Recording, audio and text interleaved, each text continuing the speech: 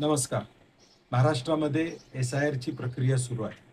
मतदार यादीचं मतदारांचं मॅपिंग या ठिकाणी सुरू आहे.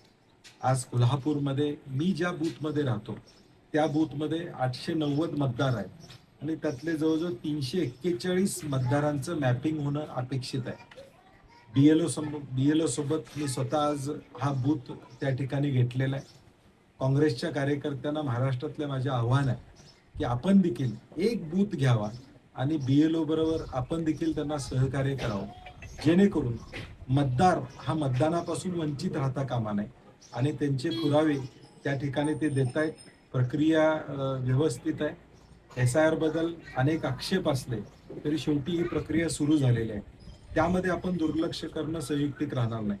आणि म्हणून माझी जनतेलाही विनंती आहे की BLO आल्यानंतर त्यांना पुरावे देणे, त्यांना माहिती देणं, हे सर्व आपण करावं आणि आपला मतदानाचा हक्क अबाधित ठेवा. धन्यवाद.